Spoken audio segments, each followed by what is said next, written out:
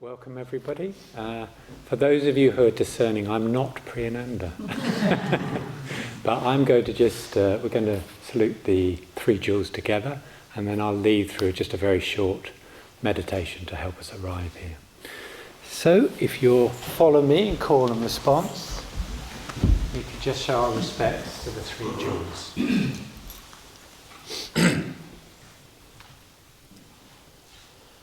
Namo Buddhaya. Namo Buddhaya. Namo Dhammaya. Namo Dhammaya. Namo Sanghaya. Namo Sanghaya. Namo Namah. Namo Namah.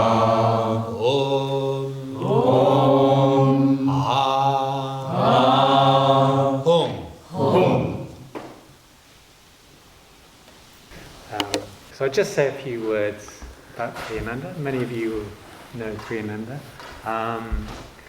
So I'm very happy. I'm in a chapter, a group we meet weekly with Priyananda the last about year, isn't it, I think.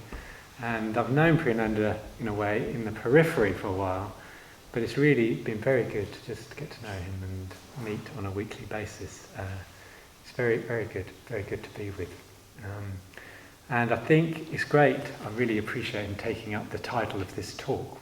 So we've had the Lineage of Inspiration. Last week, Sangharakshita did a fantastic talk about her experience of the lineage of responsibility or unfolding the structures and institutions that support us. So we've come to the lineage of teachings. And so I think that's really appropriate that Priyananda should pick that up, because I know that he reads a lot, he reflects a lot, he knows the Dharma very well, and so I think I'm really looking forward to hearing what he has to say. Just a couple of things. Background: Priyananda was ordained in 1978, so only a couple more years, and that's quite an anniversary, isn't it? And the two things that Priyananda's been involved in. You were involved in Karuna. You were the director of Karuna, a fantastic charity that helps people across Southeast Asia. And not so long ago, Windhorse Publications. And one of the projects there was bringing out Sangharakshita's complete works. Just this week, we finally got all the whole collection here at the Buddhist Centre. In fact, we've got two collections. We've got one in the reference library, and we've got one complete set in the lending library. So it's there for people to call on if they want to. And it's wonderful. We've got that whole selection of Bhante's works in that way. Anyway, I could say more, but Priyananda was part of bringing that project, which was a massive project, together. So I think we've got a lot to be appreciative of that. Anyway, I shall let you get on, and look forward to hearing what you've got to say.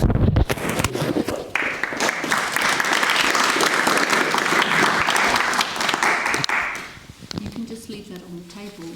You can? Yeah, okay. Yeah, good. Okay. 25 minutes.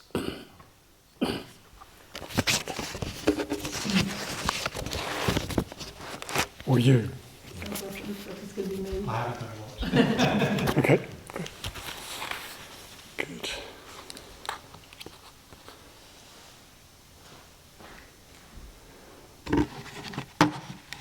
Well, thank you very much, Kate Raja. That's a very warm welcome, and I'm really, really pleased to be here tonight and to see all of you and to participate in this series of talks on the lineages. It's been really good to have the coverage of Bhante's life by Amarachandra, and then the Padmacharya very ably looking at the lineage of inspirations, and Sangharakshita, the lineage of responsibilities.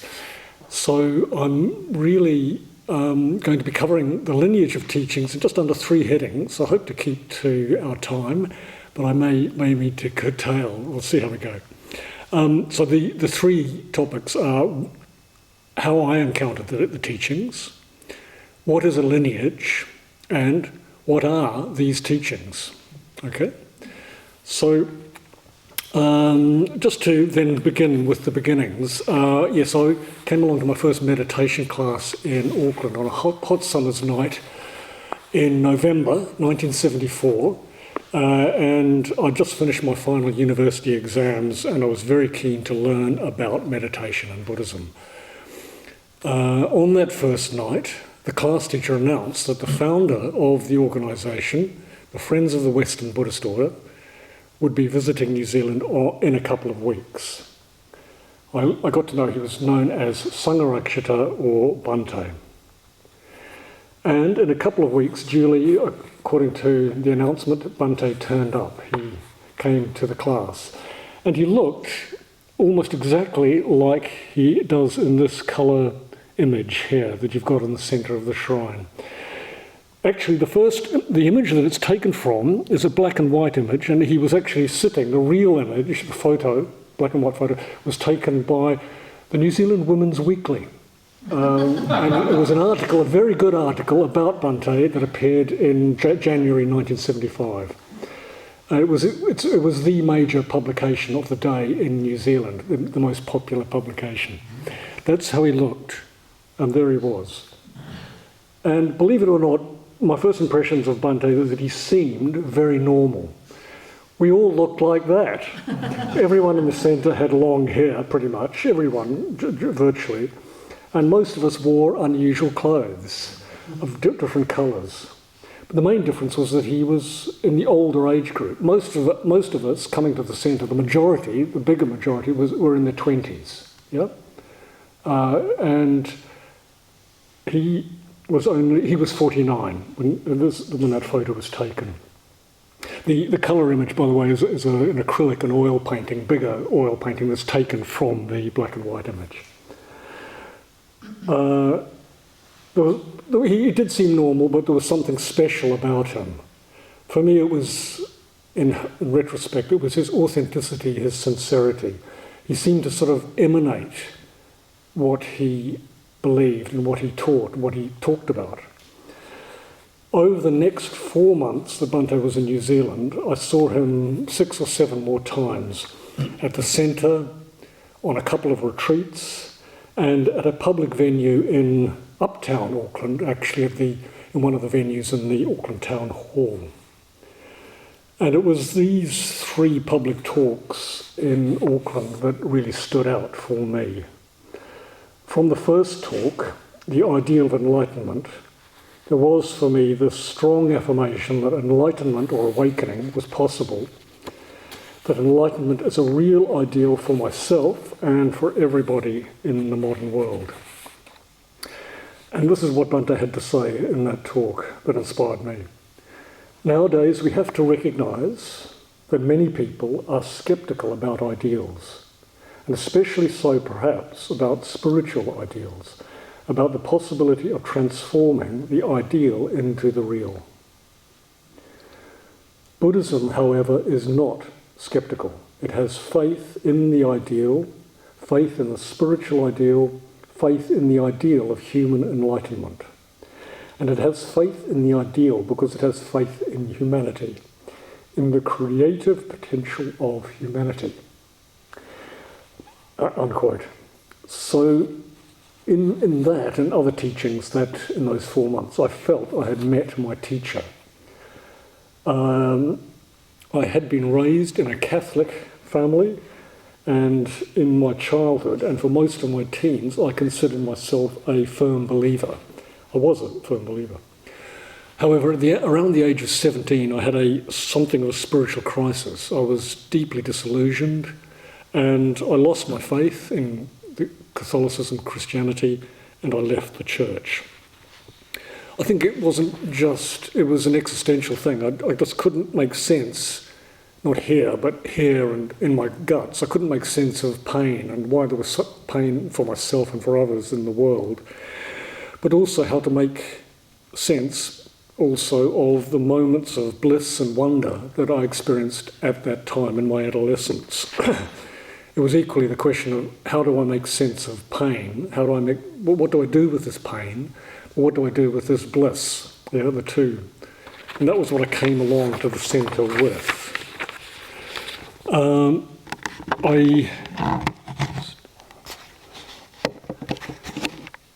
So in that first year, in 1975, after meeting Bhante and going along to the Buddhist Centre, I started to take in what he was teaching, what he taught. I read a survey of Buddhism and listened to the taped lectures. At the time, these taped lectures were the main way that we got to know what Bhante taught. There were none of the books that you've got in Surfeit available today, in a great surplus of different books, publications, many of them taken from the lectures and seminars. There was nothing of that. There were 2 books of Bhante's that were published and a handful of little magazines. That was it. And there were very few other Buddhist publications. In the last 50 years, there's been an enormous explosion of Buddhist publications, our own and others. But the lectures, the taped lectures, were the main way we got to know what Bhante taught. And I felt that I had arrived at something strong, at something real, a system of ideas and a way of life that was truly meaningful. Years later, I found a description in the Buddhist canon of someone who had arrived in a similar sort of way to me. This individual, whom some of you will have heard of, Pingya, according to the account, had met the Buddha late in life. He was already an old man, he was a Brahmin and had been raised within a very strict religious tradition and the complex orthodoxy of the Vedas. Like me, Pingya had become very disillusioned with the tradition into which he had been born. This is what he had to say after he became a disciple of the Buddha. They call him Buddha, enlightened, awake, dissolving darkness with total vision. And, knowing the world to its ends, he has gone beyond all the states of being and becoming. He has no inner poison drives. He is the total elimination of suffering. This is the individual I follow. It is like a bird that leaves the bushes of the scrubland and flies to the fruit trees of the forest. I too have left the bleary half-light of opinions. Like a swan, I have reached a great lake. Up to now, before I heard the Buddha's teaching, people had always told me this. This is how it has always been, and this is how it will always be. Only the constant refrain of tradition, a breeding ground for speculation. End of quote. Pingya also states that before he met the Buddha, he felt he was lost in a swamp, a muddy swamp, swimming in mud. And then when he met the Buddha, it was like for the first time he had arrived on solid ground. So when I entered Bhante's Lineage of Teachings and Practices in 1975, this is what I felt.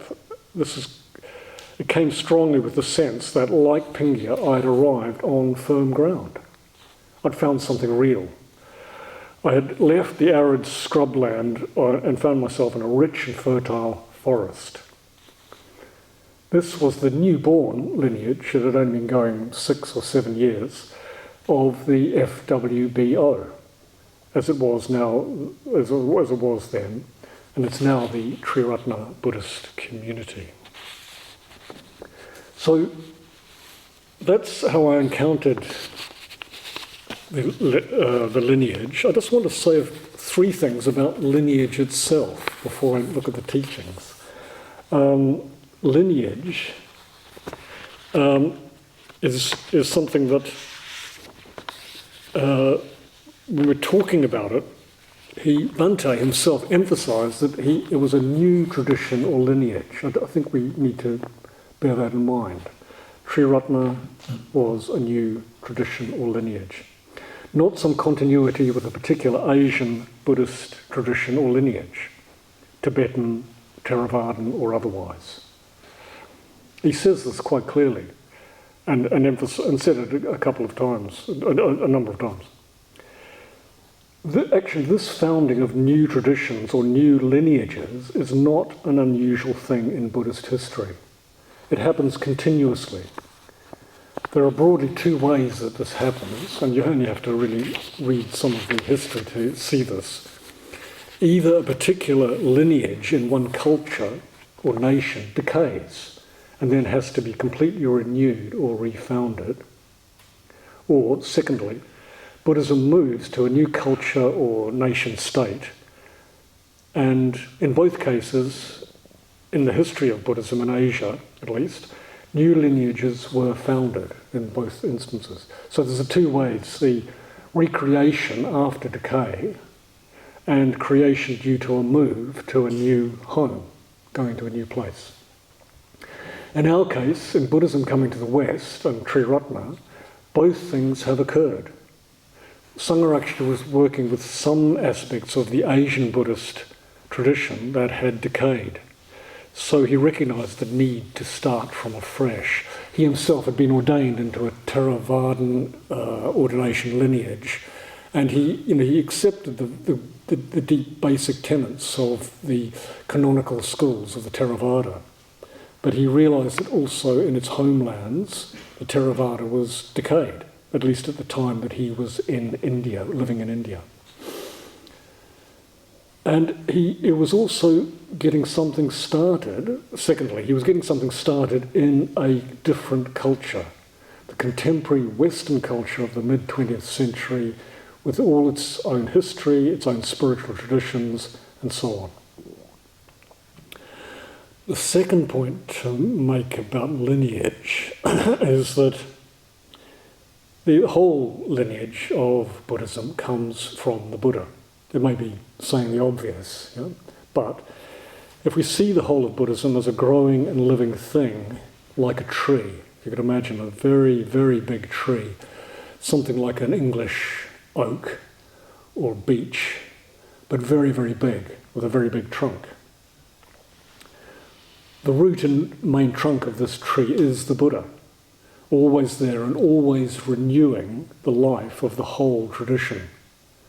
Over the centuries, new traditions or branches have sprung out of that trunk.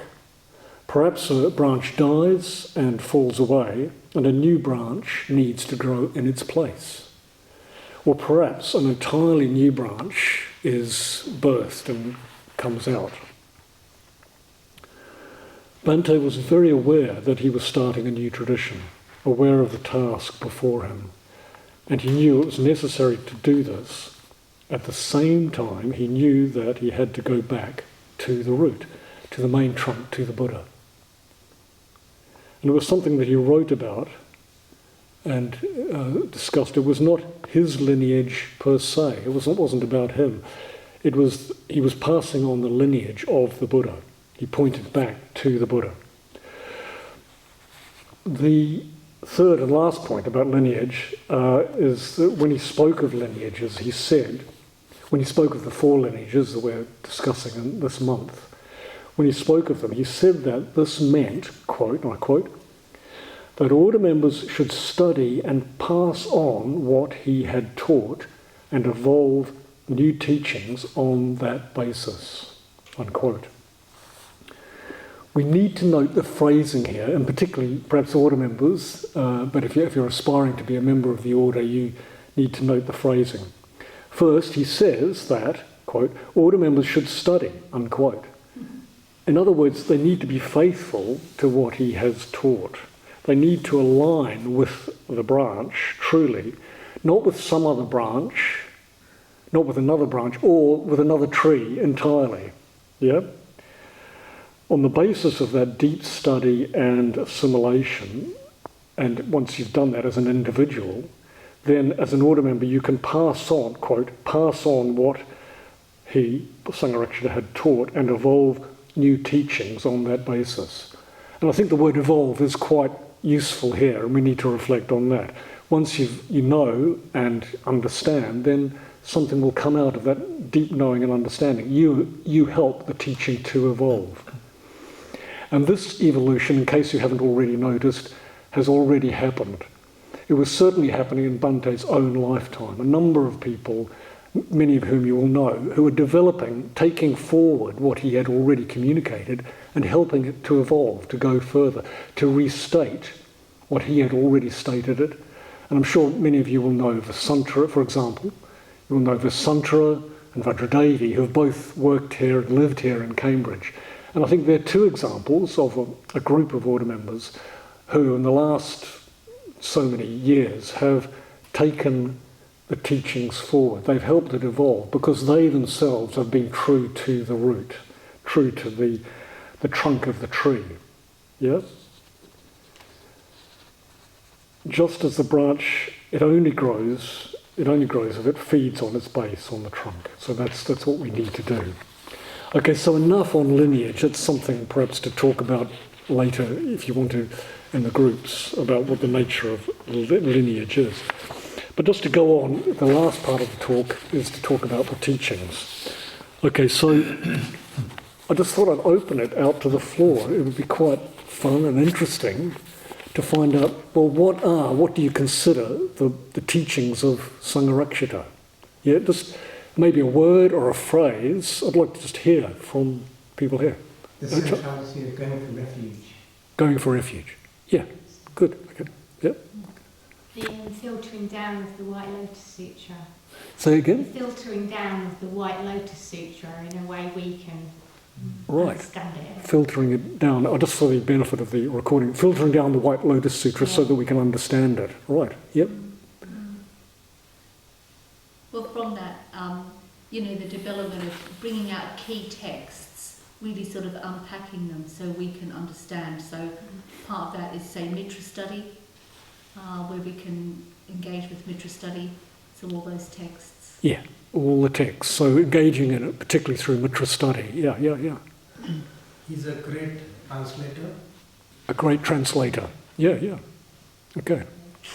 Yep. I think the Bodhisattva ideal was quite a distinctive thing which Bhante presented. The Bodhisattva ideal, quite distinctive. Yep.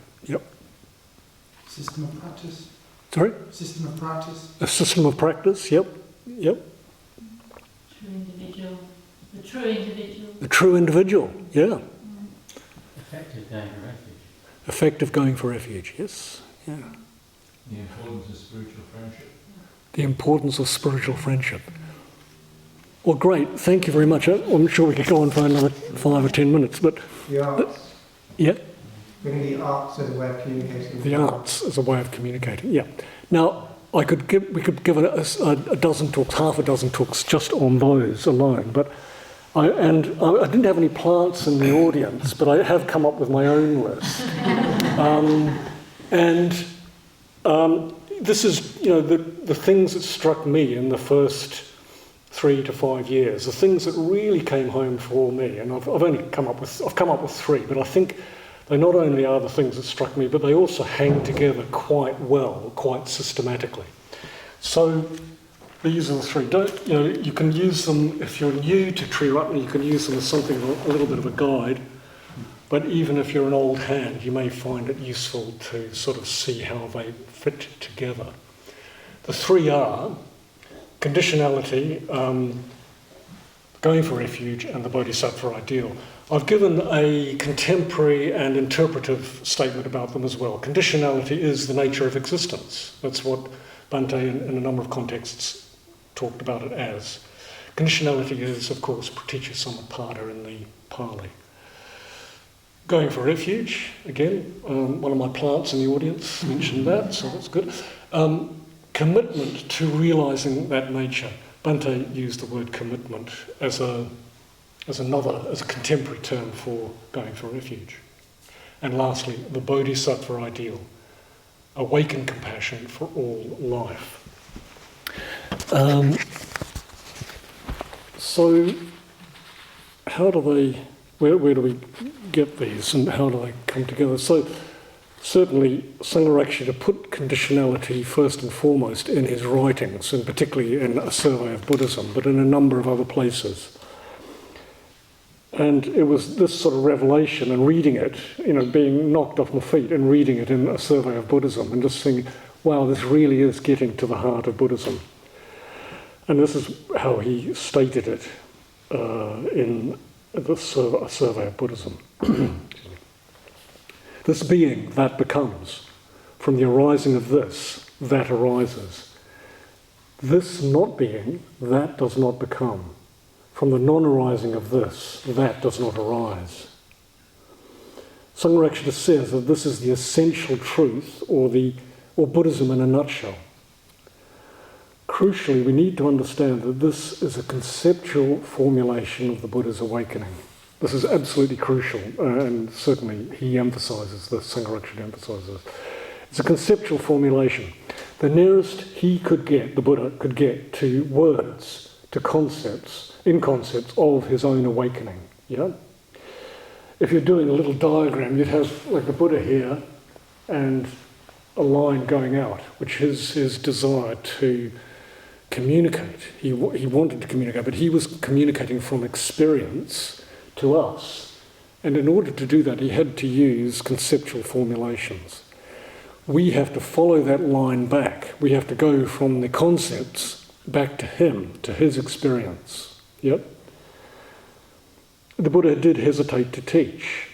He knew that it would be difficult for people to understand this profound truth that he had attained. But he chose to teach, and this is why we've got Buddhism. And even though his understanding went far beyond the concepts, that enlightenment, he needed to communicate his understanding in those concepts. Again, so from experience to concepts, and we transverse the path in reverse from concepts to experience. Stated simply, conditionality is the foundational teaching of Buddhism, and as the Buddha himself said, he who sees conditionality sees the Dharma. He who sees the Dharma sees me.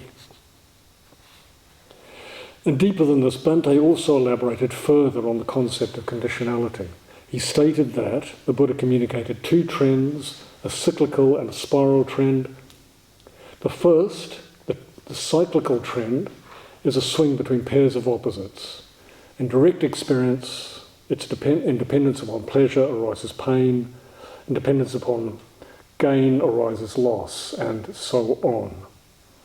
It's known as a cyclical reaction. It's the wheel of life, the bhava chakra. It's birth, death, and rebirth. Bhante also called this the reactive mind, the penny in the slot mind, the stimulus and response. The second, the spiral trend, is not a swing between opposites, but a movement between factors that progressively augment each other. So in dependence upon happiness arises joy, in dependence on joy, ecstasy, and so on. It's a progressive spiral path of conditionality, and in essence it is the spiritual path. Without it, we could not change and develop. And Bhante called this the creative mind.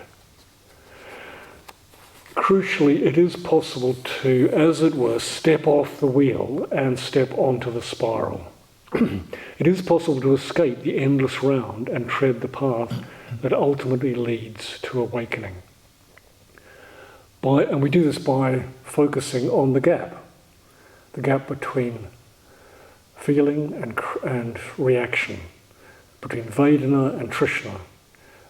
We could say that we're looking at, with Vedana, it's three kinds: it's pleasant, painful, and neutral. And we could say that that's to do with agreeable, disagreeable, and indifferent. We have a reaction to those. We do something about those. And so we have to sort of try to imagine what those two are like in our own experience. We're thrown into this world with a body and with senses. We're born into an existence, and we encounter a world. We have sensations that arise from the experience of that world: pleasant, painful, indifferent. Now here, the movie splits into two. There's two movies. In the first movie, what we do with those sensations is that we react. We push away the disagreeable, we pull towards us the agreeable, we just say "nyeh" to the indifferent, yeah? And we just continue the process. We die to that present moment and we die to the present life. And it's just the wheel takes another spin, it's the Groundhog Day, and over, going round and round, endlessly. In the second movie, you can stay in that gap. You can stay with the sensation and know it more deeply through mindfulness, primarily. And you dwell in that gap between feeling and reaction, and something opens up to you. As you stay with your direct experience, you begin to see that the reactive mode is painful, it's unsatisfactory. And the more you stay with that experience of unsatisfactory, which is more in the body than the head, the more a sense of confidence grows. With that confidence arises contentment, happiness, focus, concentration, more understanding, the whole path leading to liberation. So that, in brief, is the spiral path. And this segues very clearly into the next teaching, which is going for refuge. Along with conditionality, this was the second teaching that I found the most revolutionary in Bante's teachings. I'd had some contact with other schools of Buddhism, particularly Zen and Tibetan Buddhism, and in those schools, by and large, going for refuge is seen as a preliminary step. It's a preliminary step to other spiritual practice, to teachings and meditation. You do it at the beginning. But no, Bante turns it around. He says going for refuge is not the beginning of the path, it is the path. To quote Bante from What is the Dharma, going for refuge presents us with another way of regarding the path to enlightenment. Indeed, I would say that it presents us with the most important way of regarding the path. Going for refuge to the three jewels, one could say, is the fundamental act of the spiritual life, the Buddhist spiritual life. And the language of commitment is useful here, if only in a sense that it actually means in order to get from A to B, you have to commit yourself to go down a path. If you're going to do any task, you need to have a commitment. And it's sort of like, in essence, that's what it is. It's a willingness to step onto the path and commit yourself. And then I think also, lastly and most inspiringly, I think Bante does expand going for refuge out to see it not just as an individual thing. He talks about it in a number of ways for you as an individual and how you can deepen it. But he says that ultimately there is the cosmic going for refuge. In the forms of going for refuge. You've talked about the cosmic going for refuge. The whole of creation goes for refuge. In a way, what he's saying, and this is in my own terms, this is what the universe is for. This is why we're here. This is why you're here, why I'm here. It's in order to develop, to go for refuge. And that leads very neatly into the Bodhisattva ideal. Because when we develop, when we really change, when we really go for refuge, we include others. And a little example of this is that the many, many times when there's been mitra ceremonies here, and I've talked to people, family and friends who come to talk about, they see their friends, and they all, to a person, they'll say, "Oh, it's really great what they're doing, what my friend or my husband is doing, because he's really changed. He's become basically they say he's become a better person." And you hear this time and time and time again. When we really do engage with a process of growth and development, we affect others. Because you're meditating, you're becoming more patient, you don't drink as much, or you can sleep better, and so on. Yeah? And you then have that positive effect on family, friends, workmates. And in a way, the Bodhisattva ideal is the greater extension of that. If you really do develop, you will have an effect on others. But it's a bit more leaning into it than that. It is an extension of both conditionality and going for refuge. If we look deeply into the nature of existence, we see that there is no fixed self. And we are deeply connected with, not only with humanity, but with all that lives through this teaching. So compassion is an essential aspect of both the path and the goal. From the Buddha onwards, wisdom and compassion are spoken of as the two wings of enlightenment, the two wings, like the wings of a bird. And just this last quote from Bhante, he says, "The Bodhisattva ideal recognizes that to gain enlightenment we must develop both wisdom and compassion, both the self-regarding and the other-regarding aspects of spiritual life. There is this basic polarity. Enlightenment within through wisdom, manifesting without through compassion." And we see that this compassion embodied throughout the life of the Buddha. 3 months after his enlightenment, he had 60 disciples who themselves had attained enlightenment through his teaching. At the end of the rainy season retreat, the Buddha called them together and said, "Monks, I am free from all shackles, human or divine. You also are free from all shackles, human and divine. Go now and wander for the welfare of them and happiness of many, out of compassion for the world, for the benefit, welfare and happiness of gods and men. Teach the Dharma that is good in the beginning, middle and end." Unquote. So this quality of the Bodhisattva ideal, this last teaching, informs the whole of Triratna. With regard to the other 4 lineages, it is the primary lineage and the lineage of inspiration. It's what I think Padmajata quite clearly evoked when talking particularly the number of teachers and figures on the refuge tree, the Bodhisattvas and Buddhas.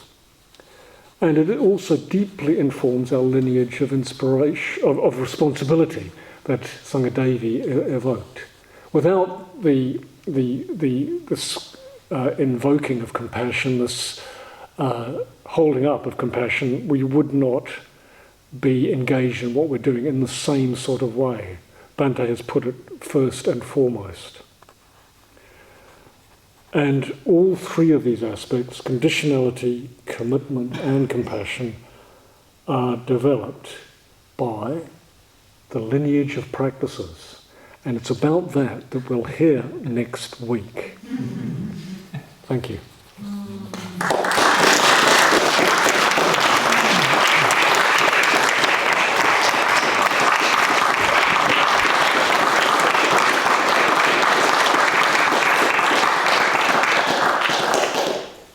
Sure what the time is now. It's 10 past. Okay. Excuse me. Got the bad back. Anyway, thank you very much, Priyananda. That was really good, really concise, and sort of it felt like it got to the essence of the Dharma, the essence of the teaching, and it got to the essence of Bhante's sort of presentation, how he's really wanting to communicate it to us. From it, where you talked about the Buddha, how does the Buddha communicate? And I think that's really was at the essence of Sangharakshita. He really wanted to communicate, and he experimented a bit, but I think sometimes he really hit the mark in terms of really finding the means to communicate. The other thing that I really liked was just you talking a bit about lineage and this, what it means to live within a lineage. So we can talk about lineage as something out there, but in a way, I think there's no lineage that isn't lived. A lineage has to be alive. And how it's alive, I thought you drew that out very well. It's alive by respecting it, studying it, trying to understand it more and more. And from that base, being able to find your own way to communicate in little ways. We can all find ways to evolve to communicate to other people. Anyway, so very good talk. Worth studying, I think. So I look forward to our groups later. So before tea break, maybe just another.